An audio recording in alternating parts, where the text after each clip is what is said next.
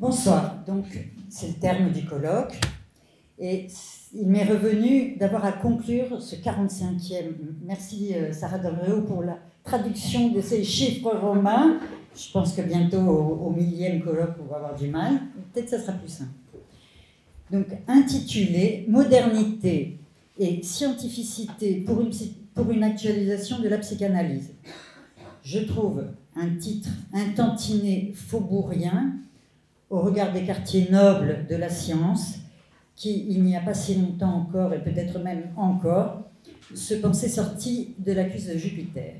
Mais les hardis et les intrépides du RPH vous auront, je l'espère, ouvert d'autres horizons pour ce concept de scientificité et celui de modernité de la psychanalyse.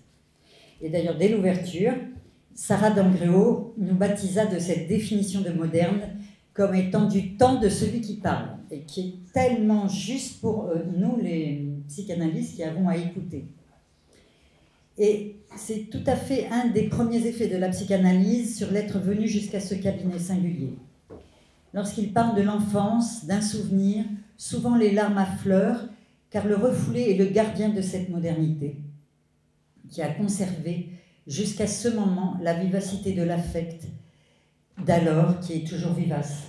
Ça m'a fait penser, j'en parlais avec Diane, à ce film de Fellini Roma, je ne sais pas si vous l'avez vu. Il creuse pour un éventuel métro dans Rome, mais ce n'est pas possible parce qu'il débouche sur des caves décorées de peintures très anciennes, et avec les travailleurs rentrent l'oxygène et toutes les peintures s'effritent et se détruisent. Eh bien, ça c'est l'effet d'une parole sur les symptômes, sur un refoulé qui fait souffrir l'être. Elle nous a parlé aussi de ces intemporels que sont depuis Freud la règle fondamentale de l'association libre. Et comme disait Laure Baudiment, voilà, ça a inventé, on n'a pas à réinventer ça. Depuis Lacan, la psychanalyse en tant que science du particulier, c'est aussi quelque chose de tout à fait fondamental et qui nous mettait en garde contre cet écueil de l'imaginaire. Voilà, il nous faut respecter cette modernité de la psychanalyse.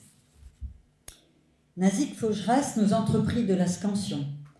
Et pour ce faire, elle cita Freud qui nous éclairait sur les raisons de l'éloignement des dissidents et notamment l'odieuse sexualité infantile.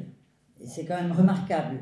De 1905, quand il publiait 3 essais sur la théorie sexuelle, à 2023, cette sexualité est toujours odieuse à nombre de parents, à nombre d'adultes, à nombre de majeurs, avec les effets calamiteux qui en découlent.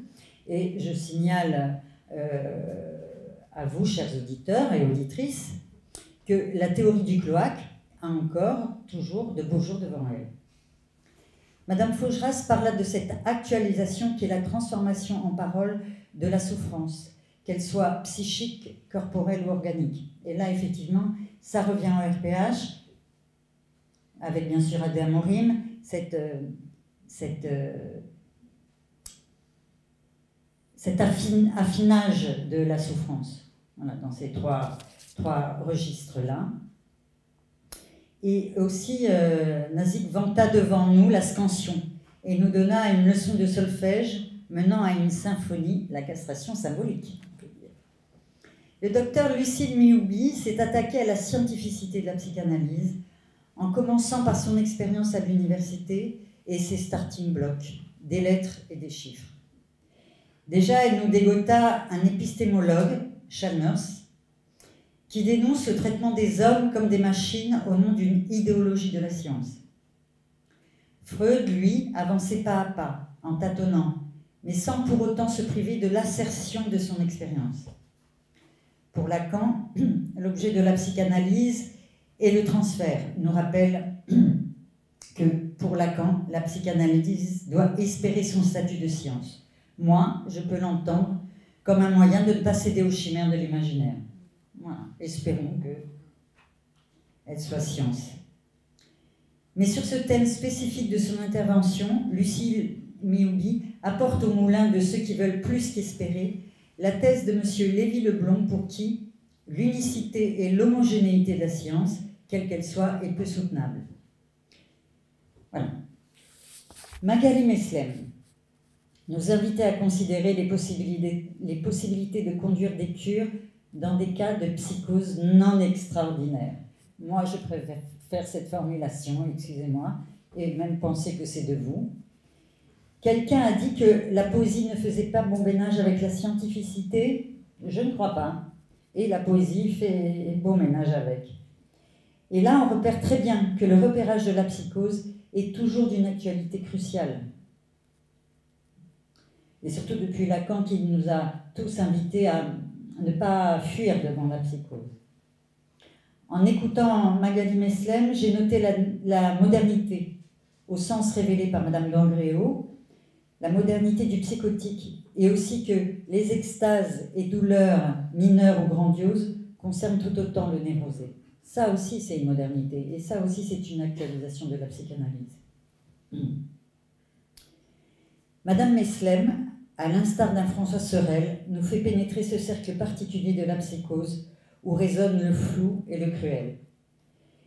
En ça, la psychanalyse fait au plus simple et aussi au plus moderne. François Sorel, ce n'est pas un psychanalyste, c'est le personnage du Grand Monde. Marine Bontemps, le narrateur du Grand Monde. Marine Bontemps nous livra les chiffres et le déchiffrage, je crois qu'elle dit déchiffrement. Ouais. Le déchiffrage, c'est pareil, j'ai le droit. C'est mon choix. Pour aboutir à l'interprétation, et notamment à un chiffre parmi tous ces chiffres bonimenteurs, l'ACPP, pour Consultation publique de psychanalyse. Elle nous parle de rendre compte, loin de ces tenues de compte qu'on trouvait. Et elle trouva même le concept anglais de notre cher cas particulier, le Single Case Design. Formidable. Sur ces affaires de chiffres, peut-être voulez-vous renvoyer à un podcast de France Culture de l'émission, ça m'échappe, qui était de cette semaine, qui avait pour titre « Les mafias à la conquête du monde », et mardi, c'était le boom du fentanyl. Et cette médecine basée sur les preuves, alors pas toutes, effectivement, mais quand même aux États-Unis, il y a une médecine basée sur les preuves, des preuves plutôt cyniques, qui coûtent aux États-Unis encore cette année 120 000 morts par les ordonnances dentalgiques qui créent des addictions terribles et qui ont favorisé le développement des cartels mexicains notamment dans la production de fentanyl et qui a produit un boom de plus de 2000% de bénéfices pour ces cartels. Donc voilà, des chiffres aussi qui chiffrent. C'est bien en effet à l'actualisation de l'interprétation qu'aboutit le déchiffrage par le psychanalysant lui-même et non plus par le psychanalyste.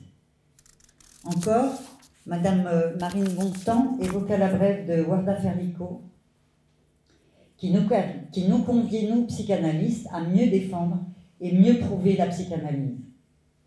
Madame Bontemps nous rappela cet autre intemporel que le symptôme édifide, par excellence, satisfaction et... D'accord. Et c'est fini, alors qu'il est resté Dr Faugeraz, Diane Merakeb et Dr Nemraoui. Et je voulais juste signaler que l'aggiornamento de cette modernité et de cette scientificité, on l'aura compris, concerne en premier et seul lieu le psychanalyste. Merci à vous.